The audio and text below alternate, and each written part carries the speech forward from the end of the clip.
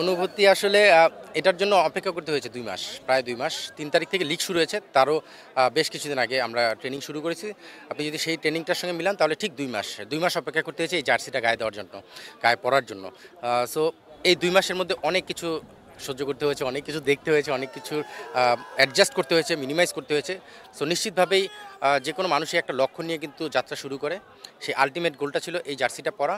নিশ্চিতভাবে এই জার্সিটা পরার পেছনে যে কাজগুলো রয়েছে সেই কাজগুলো সাকসেসফুলি করার পেছনে প্রতিটা মানুষের সাকসেস ছিল। আমি বলব প্রতিটা প্লেয়ার থেকে শুরু করে টিম বয় থেকে শুরু করে ম্যানেজমেন্টের প্রতিটা পার্ট, ইভেন আবাহনীতে যারা আর্থিকভাবে এই টিমটাকে মেনটেন করেছেন সেই জায়গা থেকে প্রতিটা মানুষ। তো আবাহনীর সাপোর্টার থেকে শুরু করে আবাহনীর সঙ্গে সম্পৃক্ত যারা ছিলেন, আমি শিওর যে প্রতিটা মানুষ অনেক আনন্দিত। সঙ্গে আমি স্বাভাবিকভাবেই অনেক ৯ বছর পরে কোচিংয়ে ব্যাক করে এরকম একটা স্যাটিসফ্যাকশন কাজ করাটা অবশ্যই বাড়তি একটা অনুপ্রেরণা, সঙ্গে বাড়তি কাজ করার একটা মোটিভেশন পাওয়া।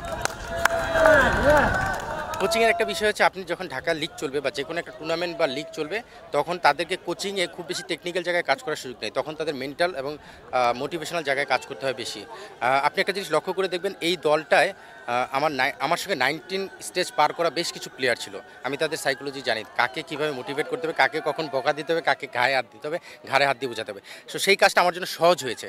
সঙ্গে আমাদের সিনিয়র প্লেয়াররা যারা ছিল, শান্ত মমিনুল এখন টেস্ট খেলছে, মোসাদ্দেক মিথুন, এই চারজন নিশ্চিতভাবেই তাদের সহযোগিতার তো অবশ্যই ছিল। সো আমি যাদেরকে বকা দিয়েছি, বকা দিয়ে তার কাছ থেকে কাজ আদায় করতে হতো, এটাই আমার কোচিং। ঠিক একইভাবে যার গায়ে হাত দিয়ে গলায় হাত দিয়ে আদায় করতে হবে সেটাও আমার কোচিং। সো কোচিংটা এক একজনের জন্য এক একভাবে করতে হয়, সেটা আমি করার চেষ্টা করেছি। আমার মনে হয় যে আবাহনীর ফ্যান যারা, শুধু আবাহনী না, আবাহনী মডার্ন এই দুইটা দলের ফ্যান কিন্তু বাংলাদেশে একদম বিস্তৃতভাবে রয়েছে। যেমনটা ব্রাজিল আর্জেন্টিনা, ঠিক একইভাবে আবাহনী মডার্নের ফ্যান কিন্তু রয়েছে। আবাহনীর ফ্যান দেশের প্রেক্ষাপট যাই হোক, যেখানেই যেভাবে যাই ঘটুক না কেন, দিন শেষে তারা কিন্তু আবাহনীর খবর রাখে। আর আবাহনীর খবর রাখে বলেই তারা আমাদের সোশ্যাল মিডিয়ার পেজটা ফলো করে আবাহনীর।